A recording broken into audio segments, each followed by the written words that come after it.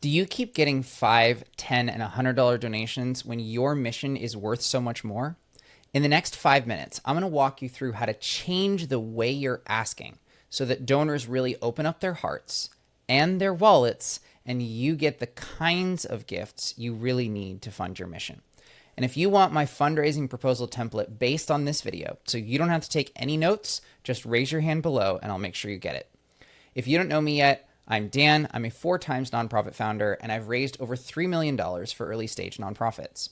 And if you're like most nonprofit leaders, you are asking on social media right now, you're asking in person, you're asking at events, but you keep getting people giving you $5, $20, or $100, and you know your mission costs so much more to fund. You've perhaps tried asking for more money or specific amounts or of different people, but the answer is always the same. People are willing to give you some money for your cause, but nothing more than that. So why are people still giving you small amounts of money? It's likely not your ask. It's likely the thing you're asking for. Most nonprofits take the approach of asking for money for the organization. My organization is doing incredible work. Will you fund the incredible work that we're doing? But for most donors, that ask just isn't concrete. And they're getting sold products and services every single day by for-profit companies that have a very specific and concrete outcome. So what do you do to compete with that?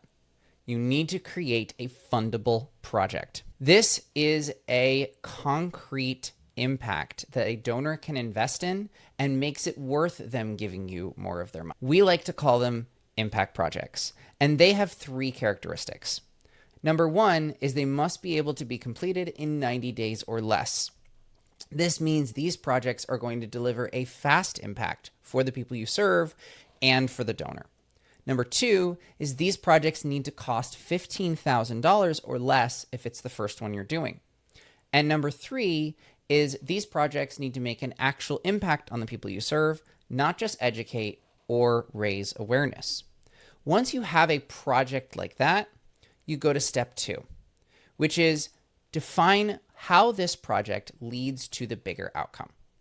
Think of this project as a pilot project or a test that the donor is investing in, and you need to know, where does it go from here if it's successful? So if your project is helping bring broccoli in for school kids at school lunches at one school, maybe this project is to bring broccoli to the entire school district. If your project is helping 2 veterans go through a PTSD program, maybe the future is helping 30 or 40 or 50 veterans go through a PTSD program. Do you want to know not just where you're starting, but where you're going? And finally, is you want a donation unit. What is a donation unit? It is the minimal donation required to deliver one impact in your project. So for example, if you have a $5,000 project to help 5 veterans of PTSD, the minimum donation unit is $1,000. Why do you want this? Because when you ask the donor for money, instead of asking them for money, you're going to ask them for a concrete outcome. So for example, if you are doing a $5,000 project to get 5 veterans lower than 0.5 on their PTSD scores, then you might say, will you help us put 1 veteran through intense PTSD therapy for $1,000 instead of asking for $1,000? Essentially, you're not getting the big donations because you're not putting something forward that brings in big donations. If you want big donations, you need to go from please help my organization to please partner with me in doing something great. And that is what an impact project will do for you.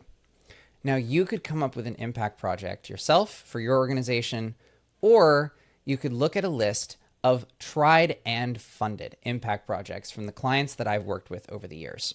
If you want that list of impact projects to level up your fundraising, just drop your hand below this video and I'll make sure you get them. This is Dan, your nonprofit mentor, and I'll see you on the next video.